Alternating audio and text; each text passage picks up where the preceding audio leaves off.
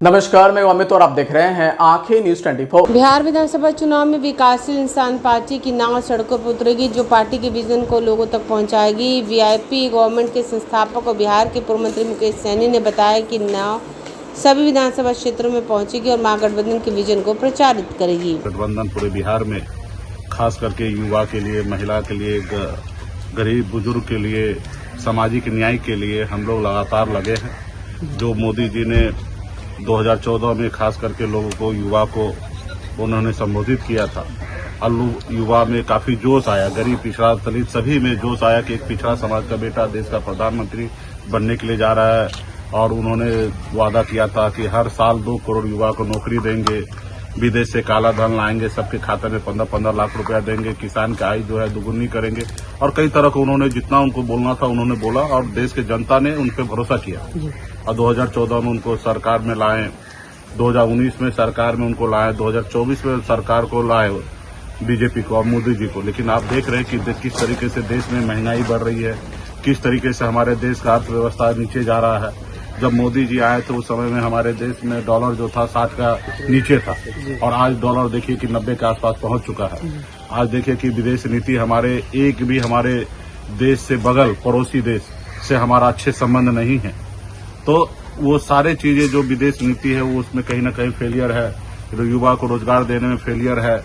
सिर्फ अभी ये सिर्फ वोट लेने के लिए देश के संसाधन, पैसा का दुरुपयोग कर रहे हैं। चाहे वो देश का बात हो या राज्य में हो, पैसे का दुरुपयोग करते हैं। 5 किलो चावल दे के देश के गरीब को मजबूर कर दिए हैं। आज हमारे देश में बताइए कि अगर देश का विकास अगर 5 किलो चावल है तो हम कितना गरीब हो चुके हैं। इस देश में ऐसा अकाल का संकट कभी नहीं पड़ा था।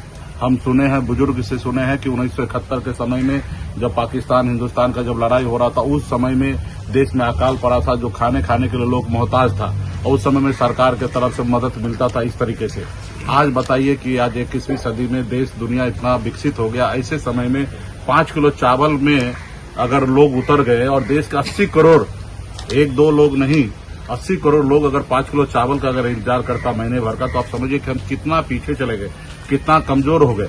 और ये 5 किलो चावल देकर और देश के लोगों से वोट लेने का काम करते हैं। आज गरीब के लिए क्या चाहिए? उनके बच्चे के पढ़ने के लिए उनके लिए स्कूल का व्यवस्था करना चाहिए। आज गरीब के बच्चे बीमार पड़ जाए तो उसके लिए हॉस्पिटल की व्यवस्था करना चाहिए। लेकिन वो पैसा बांट के कर रहे। पिछले 20 साल से नीतीश कुमार बिहार के मुख्यमंत्री हैं और 20 साल में महिला को उत्थान करने के लिए उनके पास प्लान नहीं आया। आज जब अंतिम समय आ गया, जब उनके स्वास्थ्य सही नहीं है, जिस समय में वो सरकार सही से चला नहीं पा रहे, तो अभी वो कह रहे हैं कि हम देश, हमारे माता बहन को हम उद्योगपति बनाएंगे, रोजगार देंगे, रुपया देंगे। आप बताइए, कोई भी तरीका से बाहर जाके 10-10 हजार रुपया दे रहे हैं। आप बताइए, दे रहे अच्छी बात है, हमारे गांव में गरीब लोगों को मदद हो रहा है। ये पैसा राज्य का खजाना का है, हर एक नागरिक का इस पैसे का अधिकार है। लेकिन ये पैसे के लिए सही से निर्णय लेकर माता बहन युवा सबके लिए सोचकर उनके जीवन में कैसे खुशहाल आए उसके लिए सोचना चाहिए, ना ही कि चुनावी एजेंडा को देखते हुए। वो भी हम लोगों ने महागठबंधन में निर्णय लिया कि हमारी सरकार बनेगी तो हमने कहा कि माँ बहन मान योजना हम लोग देंगे, हर माता को 2500 रुपया आर्थिक मदद करेंगे, इसलिए क्योंकि महंगाई बढ़ चुका है और उनके चूल्हा पे कभी है ना रोटी सब्जी नहीं बन पाता है। तो इसके लिए 2500 रुपया देने का हम लोगों ने निर्णय किया। अब वो सत्ता में उनको तो काम करना चाहिए, उनको तो 2500 रुपया देना चाहिए। हमने बोला बहुत ऐसे योजना तो उन्होंने कॉपी किया। हमने कहा 200 यूनिट बिजली गरीब लोगों को हम लोग देंगे, तो उन्होंने 125 कर दिया।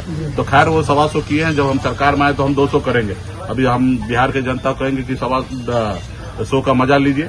हमने कहा कि बुजुर्ग को पेंशन हम लोग 400 से बढ़ा के 1500 करेंगे, तो इन्होंने भी अभी कॉपी करके और 1100 कर दिए हैं।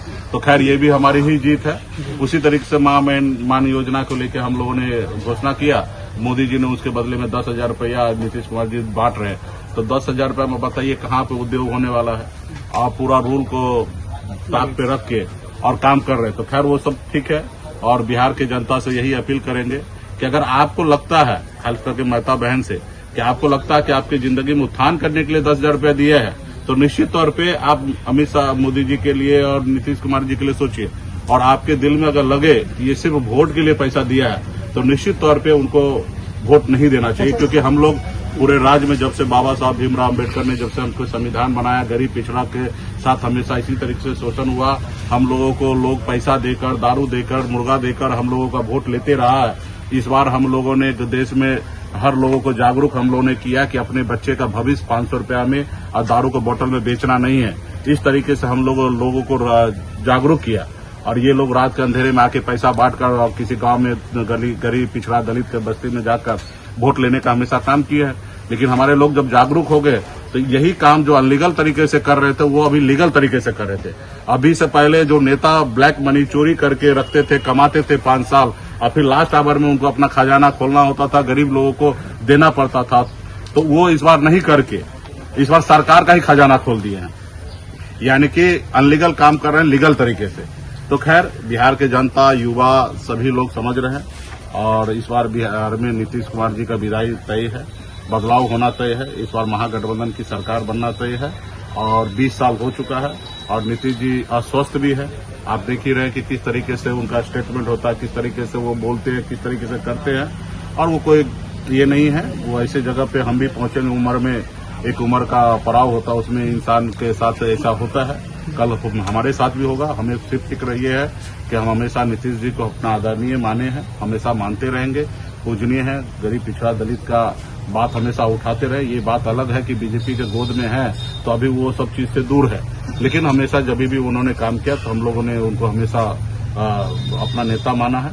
आगे हमारा यही फिक्र है कि उनके परिवार से आग्रह करेंगे कि उनका स्वास्थ्य जो है वो बेहतर करे, उपचार कराए और नीतीश जी से भी आग्रह करेंगे कि आपने जो पारी खेलना था वो खेल ही लिए हैं।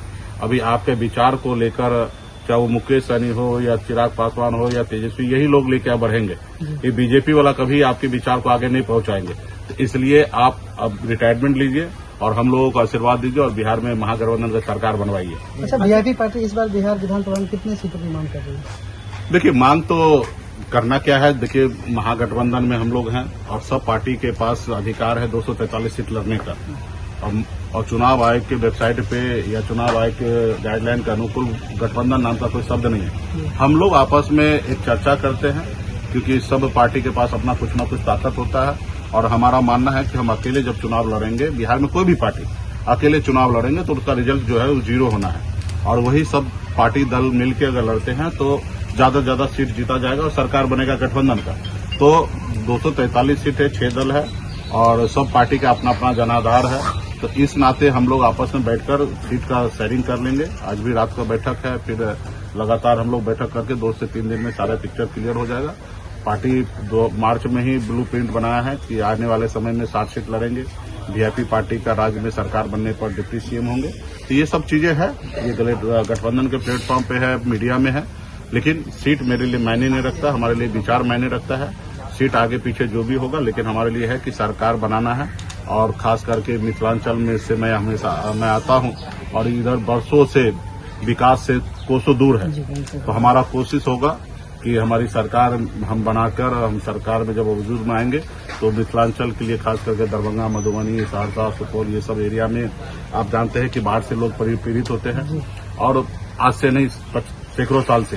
तो इस पे हमारी पहली नजर होगा और हम मैक्सिमम कितना बेहतर मिथिलांचल के लिए हम लोग काम कर सकते हैं। मिथिलांचल बोर्ड बना के अलग अलग विभिन्न का करके, क्योंकि हमें आपको भी पता है कि मेरी उम्र अभी 44 साल है। अभी लंबा हमें राजनीति करना है, समाज सेवा करना है, कम से कम 30 साल समाज सेवा करना है। तो निश्चित तौर पे हम अच्छे काम करेंगे, अच्छा डिलीवरी देंगे तो ही लोग हमको पसंद करेंगे। अगर अच्छे काम नहीं करेंगे तो लोग तो निश्चित तौर पे हमको भूल जाएंगे।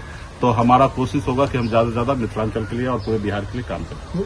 सर, लोकल आपका एरिया हो जाता है तो कुशेश्वर और गौराबोराम का वीआईपी के खेमे में आएगी सीट। निश्चित तौर पे हमारी जवाबदेही है। गठबंधन में कोई भी दल लड़ेंगे, लेकिन हमारी जवाबदेही होगा कि ये दरभंगा जिला में मैक्सिमम सीट जिताने का और ये तो मेरा गृह जिला है और मेरे वो कुशेश्वर की बात करें तो मैं कुशेश्वर का वोटर हूँ, गोराबोराम घर है। तो ये सारे चीजें हैं। तो यहाँ पे पिछली बार भी हमारी पार्टी गोराबोराम लड़े थे, इस बार भी बीजेपी पार्टी से ही लड़ेंगे। कौन लड़ेंगे आने वाला समय में हम लोग समीक्षा कर रहे हैं, उस पर हम लोग चर्चा करेंगे, डिसीजन लेंगे। बाकी रहा कि कयाली नगर हो, गोराबोराम हो, कुशेश्वर हो या महेशी हो, सिमरी बख्तियारपुर हो, ये सब सिर्फ घर के अगल बगल के है तो उस पर विशेष हमारी ध्यान होगा। हमारे तो ध्यान 243 पे है और 243 पे हम लोग काम करेंगे। कुछ दल गठबंधन के साथी लड़ेंगे तो उनको हम लोग मदद करेंगे, और जहाँ वीआईपी पार्टी लड़ेंगे वहाँ वीआईपी पे। आचार संहिता नजदीक है सर, अभी तक सीट का बंटवारा न हुआ, कब ऐसा खुलासा हुआ कि सीट का बंटवारा हो गया? हाँ, ये बात सही है, थोड़ा विलम्ब हो रहा है और किसी अन्य दल का भी नहीं हुआ है। महागठबंधन हम लोगों ने प्लान कर लिया था कि दशहरा से पहले ही कर लेना है, लेकिन दशहरा बीत गया तो अभी मुझे लगता है 2 से 3 दिन में कर लेंगे। सर आपकी सरकार बनती है तो साहनी समाज के लिए खास करके क्या कुछ सोचे हैं? देखिए, सहनी समाज, निषाद समाज तो हमारा परिवार है जी। और निश्चित तौर पे जब परिवार के एक लड़का आगे बढ़ता है तो पूरा परिवार आगे बढ़ता है। ये हर घर की कहानी है। तो निश्चित तौर पे हम जब सरकार में आएंगे तो हम तो सभी जाति, सभी धर्म, सभी वर्ग के लिए काम करेंगे और संविधान के दायरे में रहकर काम करेंगे। लेकिन निश्चित तौर पे बिहार में निषाद समाज का जो है 11% की आबादी है। 3.25 लाख करोड़ रुपया का अगर बजट बनता है पटना में तो 11% पब्लिक के लिए भी कम से कम 35,000 करोड़ का बजट बनना चाहिए और वो आज वो कोसों दूर है। आज कोई बजट स्पेशल निषाद के लिए नहीं बनता है। हमारी सरकार बनने के बाद हमारा जो हक है, हिस्सा होगा, वो निश्चित तौर पे निषाद समाज के बीच में जाएंगे। उनके लिए बेहतर योजना का आरंभ किया जाएगा, उनके युवा के लिए बेहतर काम किया जाएगा। सभी राज्य में जिसकी जितनी हिस्सेदारी है, संख्या, उतने उनके हिस्सेदारी हम लोग देने का काम करेंगे, चाहे वो जाति धर्म जो भी हो। अच्छा, जैसे मिथिला क्षेत्र का व्हाइट हीरा जो कहता है मखाना कहा जाता है, मखाना के किसानों को बहुत तकलीफ होता है, मखाना को रोपने से लेकर तोड़ने और बेचने तक। लेकिन जब जो किसान रोपते हैं, जो उपजाते हैं, उनको अच्छी रकम, मतलब अच्छी जो कीमत है वो नहीं मिल पाती है। निश्चित तौर पे इस पर पूरा हम लोगों ने ब्लूप्रिंट बना लिया है और इसको लेकर आपने देखा होगा कि आदरणीय राहुल गांधी जी बिहार में वोटर अधिकार यात्रा में आए तो हम लोग उनको लेके पूर्णिया भी गए। मकान कैसे फोड़ा जाता है उनको भी पुरवाएं, दिखवाएं, उनको एक एक पॉलिसी के बारे में हमने डिस्कशन किया और वो उन्होंने एग्री किया कि उनके देश में सरकार बनने पे या राज्य में सरकार बनने के लिए एक स्पेशल, जिस तरीके से मत्स्यजीवी सहयोग समिति बना हुआ है, उसी तरीके से एक समिति बनाया जाएगा और समिति में जिस तरीके से मछुआरा को जिस तरीके से तालाब सरकारी रेट में दिया जा रहा है, उसी तरीके से मछुआरा खास करके मखान का काम करने के लिए उनके लिए तालाब के लिए जमीन का व्यवस्था कराना, उसमें मखान का जो बीज है उसको रोपण करना या सरकारी लोन जो है वो हम लोग देना। अभी क्या है कि खास करके जो मखाना में काम करते हैं उनके पास आर्थिक स्थिति सही नहीं रहता है और वो क्या करते हैं, वो माल को स्टॉक ज्यादा दिन नहीं रख पाते और मार्केट में इसका एमएसपी तय नहीं है। बिचौलिया जो है वो उसको पौने भाव में खरीद लेते हैं और उसका ज्यादा प्रॉफिट जो है ना बिचौलिया होता है, जो किसान है उनको प्रॉफिट नहीं मिलता। तो हम लोग आने वाले समय में एमएसपी तय करेंगे, एक मिनिमम रेट तय होगा, चाहे वो गुड़िया का हो या मखाना का हो, उस रेट से तय होगा। उसके बाद ये सरकार जो है अधिग्रहण करेंगे। जिस तरीके से अभी किसान से चावल या गेहूं, धान जो है अधिग्रहण करते हैं सरकार, उसी तरीके से मखाना जो है सरकार अधिग्रहण करेंगे और सरकार एक मार्केट बना के और इसको डिस्ट्रीब्यूट करेंगे। जैसे अभी सुधा है, सरकार दूध को ग्रहण करते सुधा के द्वारा और उसको मार्केट में सेल करते हैं। उसके बाद जो भी प्रॉफिट होता है तो सरकार नहीं लेते, वो समिति को ही रिटर्न होना है। तो उसी तरीके से हमारा जब कमेटी होगा तो वहाँ पे जो भी मखाना से पैसा कमाई होगा तो भी सरकार 1 रुपया भी नहीं लेंगे, वो किसान को ही लौटाएंगे। और पहले तो वो जो संस्था होगा वो प्रॉफिट करने के लिए नहीं होगा, वो किसान से औने पौने भाव में नहीं खरीदेंगे। किसान का एमएसपी तय करके किसान को अच्छे पैसे देंगे और अच्छे पैसा देने के बाद किसान को प्रेजेंट में फायदा होगा और उसके बाद भी अगर वो संस्था जो है अगर पैसा कमाएंगे तो वो भी लास्ट में किसान के पास ही पैसा पहुंचेंगे जो सदस्य होंगे। सरकार 1 रुपया भी कमाएंगे। सरकार का कई हजार करोड़ रुपया का एक बजट हमने बनाया है जो हजारों करोड़ रुपया इस कमेटी को दिया जाएगा। अलग अलग जगह समिति जो बना रहेगा उस समिति को मदद की जाएगी। सर कुछ ऐसा आपने देखा कि हम लोगों ने इस तरीके से गया तो मोदी जी अभी पूर्णिया में आके उन्होंने घोषणा किया कि 475 करोड़ रुपए हम दिए हैं। तो चुनावी समय में इस तरीके से वो कर रहे हैं, वो भी हम लोग वहां पहुंचे इसलिए, अगर नहीं पहुंचते तो शायद इस तरीके से नहीं होता। ऐसा सर, जिस प्रकार से प्रभु श्री राम को इसी नैया पे समुद्र पार कराया गया था, क्या इसी प्रकार से महागठबंधन के जितने नेता हैं उनको बैठा के मुकेश सहनी जी विधानसभा तक पहुंचाएंगे और खुद डिप्टी सीएम बनेंगे? क्या निश्चित तौर पे हमेशा देखा गया है कि भगवान श्री राम को भी पार लगना था। अखबार का बिल आया है, वो भी 150 रुपए का। आजकल अखबार पढ़ना भी महंगा होता जा रहा है। अरे बस इतनी सी बात? हाँ, अच्छा ये क्या है? ये है बिहार झारखंड का उभरता हुआ न्यूज पोर्टल, जहां मिलती है देश दुनिया, बॉलीवुड और खेल से जुड़ी सारी खबर, वो भी बस एक क्लिक पर। अच्छा, हाँ, अगर आपको भी रहना है न्यूज से अपडेट तो आज ही सब्सक्राइब करें हमारे न्यूज पोर्टल को। आंखें न्यूज 24, नजर हर खबर पर। अगर आपने अभी तक हमारे चैनल को सब्सक्राइब नहीं किया है तो हमारे चैनल को जल्द से जल्द सब्सक्राइब करें, लाइक करें, शेयर करें। राजधानी पटना में कई वर्षों से शिक्षा में उत्कृष्ट योगदान दे रहा है Lohia Nagar Mount Carmel high school Kankarbagh Patna, जहां नर्सरी से कक्षा 12वीं तक की होती है पढ़ाई। 10वीं और 12वीं बोर्ड परीक्षा में 100% अंक का रिकॉर्ड। एक ऐसा स्कूल जहां पठन पाठन के साथ साथ बच्चों के संपूर्ण विकास का रखा जाता है ख्याल। खेलकूद, सांस्कृतिक गतिविधि, मैथ ओलंपियाड, साइंस ओलंपियाड और बहुत कुछ। आज ही कराए नामांकन की प्रक्रिया जारी है। संपर्क करें DS/16 Gayatri Mandir road, housing board colony east, Indira Nagar, Kankarbagh, Lohia Nagar, Patna. हमारा पिन कोड है 800020। पटना में कई वर्षों से शिक्षा में अहम योगदान दे रहा है Gyansthali high school Alamganj Patna city, जहां 10वीं और 12वीं की बोर्ड परीक्षाओं में 100% अंक प्राप्त कर रहे हैं बच्चे। एक ऐसा स्कूल जहां न केवल होती है पढ़ाई बल्कि साथ ही साथ होती है कल्चरल एक्टिविटी, स्पोर्ट्स एक्टिविटी से जुड़े गेम्स, मैथ ओलंपियाड से लेकर साइंस ओलंपियाड, जहां बच्चों के लिए स्कूल कैंपस अत्याधुनिक सुविधाओं से लैस, छोटे बच्चों के लिए वाहन और ट्रांसपोर्ट की विशेष सुविधा।